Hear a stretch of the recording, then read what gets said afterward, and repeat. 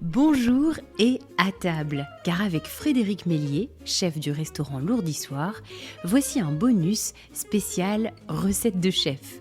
Un petit café gourmand pour décliner les heures, avec du sel, des épices et beaucoup de talent.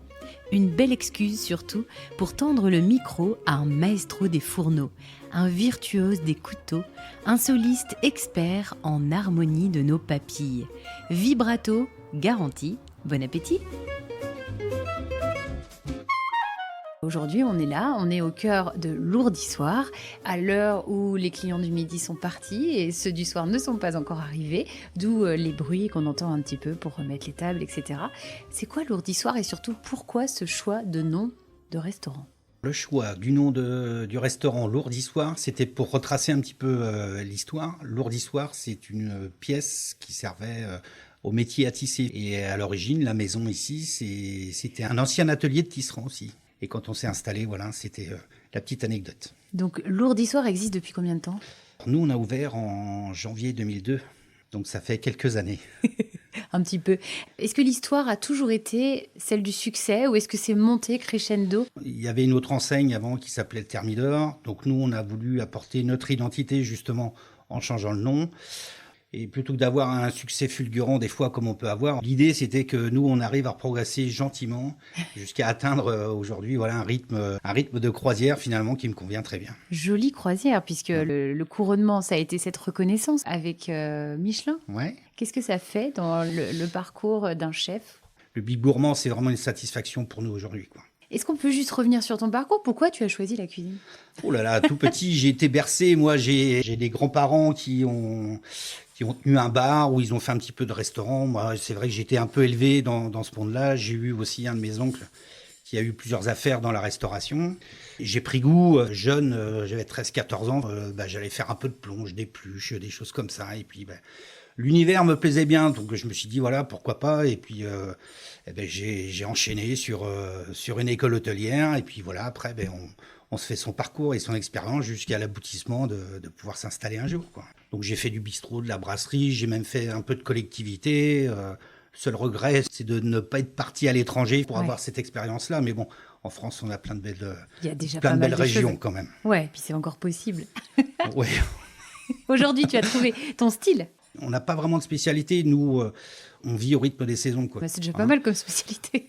Ouais, mais enfin, c'est aussi important, quoi. Oui. C'est notre rôle.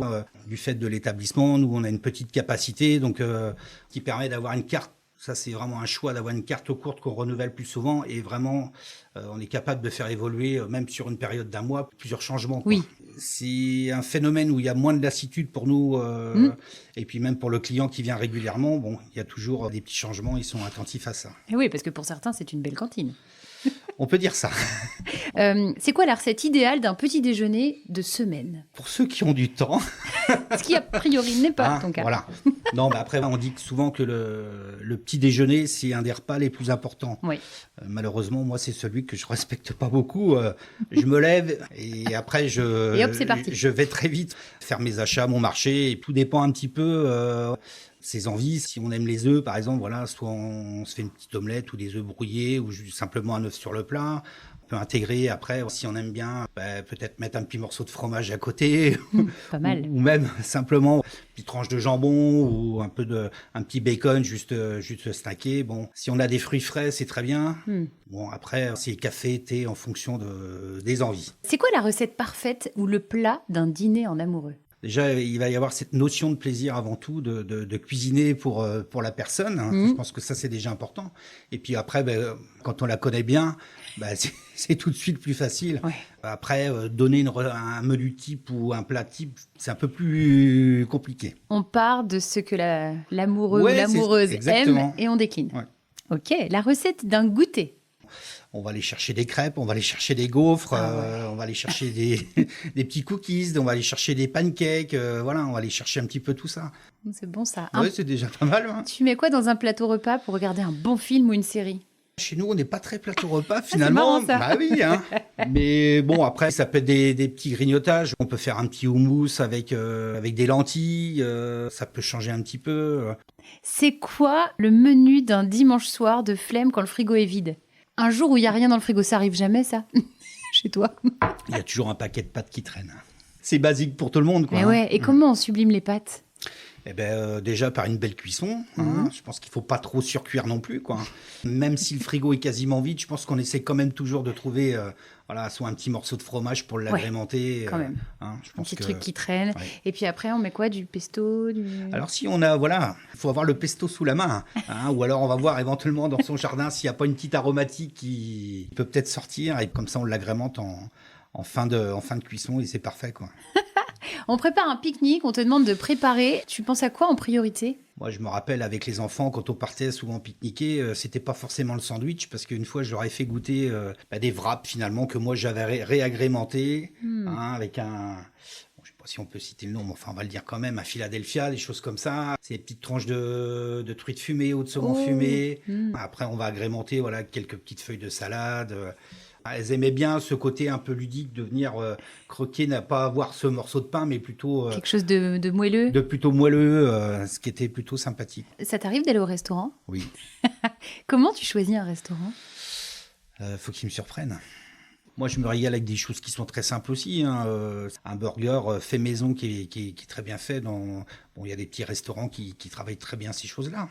Ou alors partir sur de l'indien, carrément, vraiment trancher et prendre quelque chose qui nous change de notre gastronomie qu'on a au... Le fameux voyage. Exactement. On y revient. Ouais. Très sympa. Est-ce qu'il y a un chef ou une que tu admires, qui fait partie des incontournables pour toi? Il y en a plein. Ouais. C'est qui, par exemple? Michel Bras, pour moi, pour y étaler déjeuner là-bas, ça reste un très très grand moment. Que ça soit en termes d'accueil, de simplicité, des découvertes, tout était maîtrisé, quoi. Ouais. Et c'est là où on se dit, effectivement, on est dans un très très grand restaurant, quoi. C'est marrant, ça fait plusieurs fois que tu utilises le mot simple. La simplicité, c'est la maîtrise totale, qui donne l'impression que c'est simple. C'est ça. La simplicité, c'est ça, c'est aussi de travailler des beaux produits sans trop les masquer, les maquiller, quoi, finalement. Il faut aller à l'essentiel. Et c'est là où on retrouve vraiment les goûts des vrais produits, quoi. Tu avais dit qu'il y en avait d'autres. À part lui, tu pensais à d'autres? Oui, alors j'aime beaucoup aussi Anne-Sophie Pic, que j'ai pas encore eu l'occasion, mais je pense que j'ai coché ça. Ouais, donc je pense qu'on va essayer de se faire ça. Non, mais après, il y en a plein, quoi. Ouais. Une Madeleine de Proust, quelque chose qui, quand tu le goûtes, c'est instantanément le retour dans l'enfance. On pense toujours à nos mamies quand c'est comme ça, mais bon. Alors elle, c'était les œufs au lait, le riz au lait, des choses comme ça. Hein. Des choses qui sont très simples, mais je me régale toujours avec ça. Toujours. Ah, oui. Et tu réussis à les faire exactement comme... J'essaye. J'essaye. On n'y est pas. Mais on n'y est pas. Hein. Et justement, c'est quoi ton dessert préféré? Tarte citron meringuée. Que tu réalises Oui, que j'en ai fait une dimanche dernier, et c'était pas si mal. Ma femme m'a dit, mais pourquoi tu vas chercher des pâtisseries ailleurs alors que tu es capable de très bien les faire? Quelle est la recette du succès, s'il y en avait une? Simplicité, abnégation, courage, volonté. Ouais, il y a beaucoup de boulot là-dedans. Il y a des heures. Ouais, il y a un peu. Oui, mais bon, voilà. De toute façon, je pense que on n'a rien sans rien, quoi, finalement. On est obligé de mettre de l'investissement si on veut réussir. On n'a pas le choix. Si c'était à refaire, tu changes quoi? Rien pour le moment. C'est beau ça. Ouais. Et la recette du bonheur alors? Déjà être bien entouré. C'est important parce que c'est vrai qu'on a un métier qui est passionnant mais qui est aussi très prenant. Alors c'est vrai que si la femme ou le conjoint n'accepte pas, c'est vrai que c'est tout de suite beaucoup plus compliqué. Et puis faire adhérer aussi ses enfants parce que nous c'est notre projet à nous mais c'est pas le leur finalement. Donc les intégrer là-dedans, il y a des moments de vie où ils se manifestent parce que on n'est pas trop présent pour eux, mais je leur ai dit, c'est pas la quantité qui compte, c'est la qualité du moment qu'on va passer ensemble. Et puis après, en termes professionnels, c'est aussi bien s'entourer, avoir une équipe soudée autour de soi et puis qui fédère vraiment dans le même sens pour le projet commun, quoi. Qu'est-ce qu'on peut te souhaiter? Tout le bonheur du monde. On met tout ça dans une assiette. Voilà. Et on déguste ça ce soir, par exemple, à Lourdisoir. Avec grand plaisir. Merci beaucoup, Frédéric.